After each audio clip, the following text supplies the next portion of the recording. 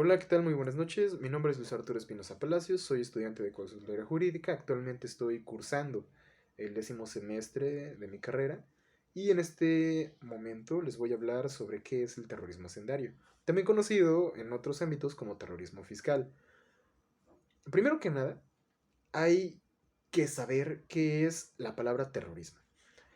Terrorismo es todo aquello, acción que afecta a los derechos humanos.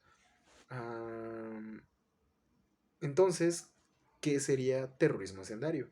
Como bien lo decimos, pues está compuesto por dos palabras, la palabra terrorismo, que lo acabo de explicar, y hacendario viene de hacienda, lo que sería pues la parte fiscal, el SAT. Entonces, ¿con qué nos deja esto?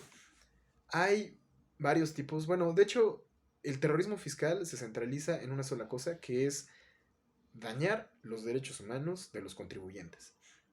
¿Cómo sucede esto?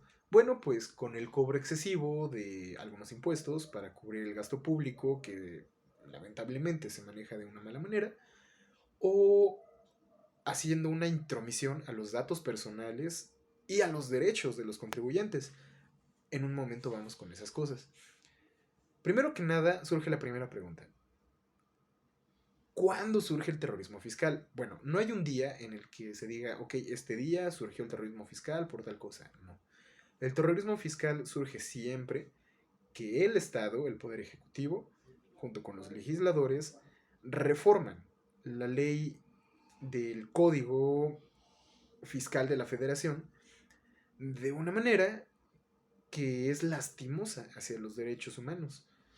Entonces, ¿cómo es que se reforma de esta manera? Como ejemplo tenemos en noviembre del 2021, del año pasado, se reformó dicha ley para subir los impuestos y para lograr que todo ciudadano mexicano, incluyendo los de la tercera edad y los jóvenes de 18 años en adelante, se dieran de alta para sacar su RFC. Ahora, bien se sabe que el RFC solamente es necesario para aquellos contribuyentes que van a declarar impuestos. Es necesario para aquellos que tienen un ingreso económico a partir de ejercer alguna actividad lícita que les deje ganancias. Por lo tanto, tienen que declarar impuestos. Pero las personas mayores de edad, que ya no cuentan con un trabajo que les genere impuestos, que solamente viven de su pensión, o los jóvenes de 18 años que pues simplemente no tienen trabajo, se dedican a estudiar, aún así se tienen que dar de alta, porque si no se vuelve un delito penal. Eso es otra cosa muy importante. Para empezar, si no son pues contribuyentes que reciban una remuneración económica por alguna actividad, no tienen por qué sacar el RFC hasta que tengan que pagar impuestos. Dicho esto, ¿qué es ese tema de la penalización de las infracciones fiscales? Bueno, bien se sabe que son dos materias distintas, el derecho penal y el derecho fiscal.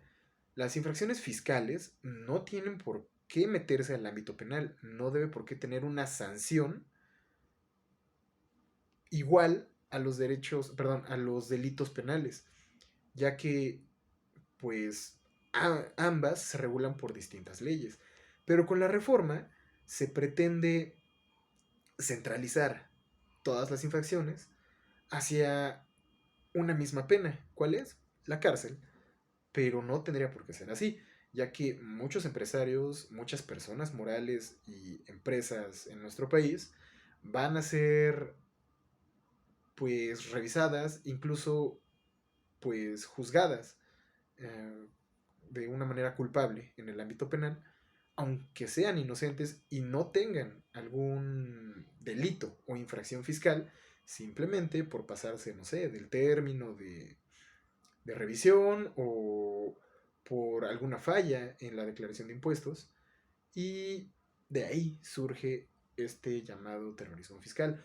Otra cosa muy importante es la actualización del artículo 5A del Código Fiscal de la Federación, el cual pues nos habla sobre,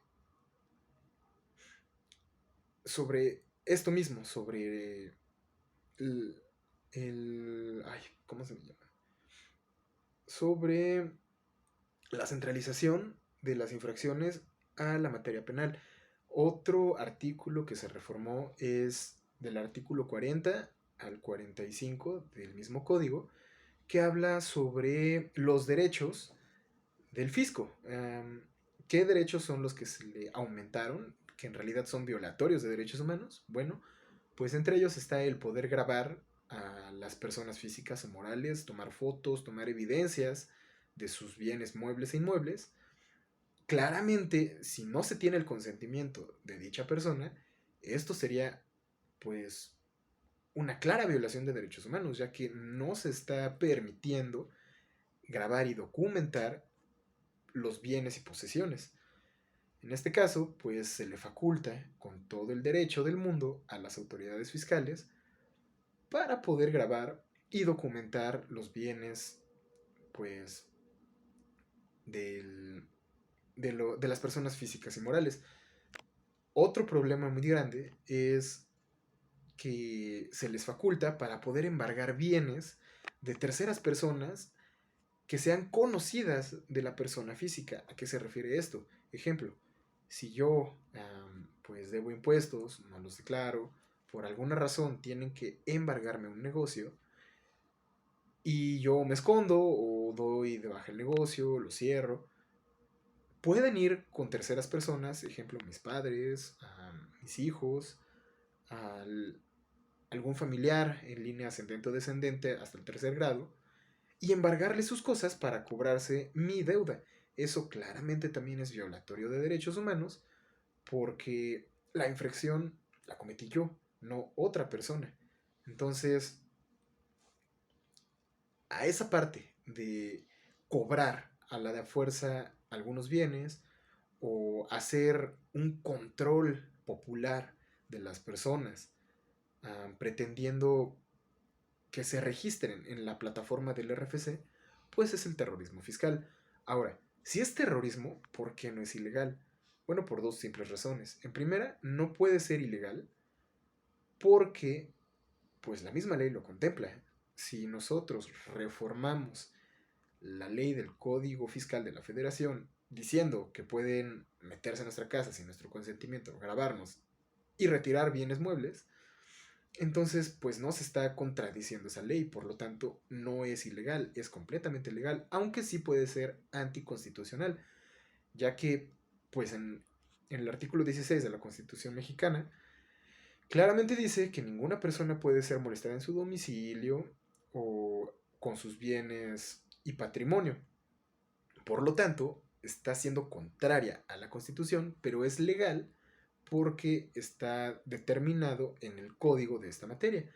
Por lo tanto, hay distintas controversias, pero pues no se puede hacer mucho al respecto, ya que las autoridades ejecutivas y los legisladores han determinado que pues así es un mejor funcionamiento de estas leyes, pero bien se sabe que la solución no está en crear nuevos impuestos e impuestos más grandes, sino en reactivar la economía, ya que, como lo dijo Winston Churchill, ningún pueblo puede superarse a sí mismo tratando de generar más impuestos. Es como si un hombre tratara de levantarse a sí mismo estando dentro de una cubeta, tirando de la cubeta hacia arriba. Es imposible. Por lo tanto, um, podríamos, podríamos hacer una consulta ciudadana para pedir que se modifiquen este tipo de leyes, pero sabemos que eso pues lamentablemente no va a pasar, ya que pues en México estamos muy acostumbrados a que solo unos gobiernen para muchos, solo unos pocos gobiernen para toda una población, lo cual pues está expresamente mal entendido. Y por último me gustaría pues comentar que sí hay solución a algunas violaciones de derechos, ya que así de esta manera, si está implícito en la ley los derechos que se le atribuyen a las autoridades fiscales, entonces nosotros tenemos todo el derecho de revisar que se cumplan al pie de la letra estas leyes. En caso de que lleguen a faltar a algún artículo, alguna ley, que lleguen a violarla, o que notemos que hay alguna inconsistencia o que estén haciendo un abuso de autoridad, bueno, podemos denunciar y obtener beneficios a nuestro favor. Lo que puedo recomendar es darse de alta en el RFC, no infringir leyes fiscales y pues estar bien al corriente en los pagos pues de impuestos. Lamentablemente no se puede hacer más, pero de esta manera pues podemos llevar una vida pues normal, digna, y no tenemos por qué ser molestados en nuestro domicilio en caso de en caso contrario de incurrir en una falta fiscal o violar las leyes del Código Fiscal Federal. Eso sería todo. Espero haber sido claro y pues nos vemos hasta el próximo video. Gracias.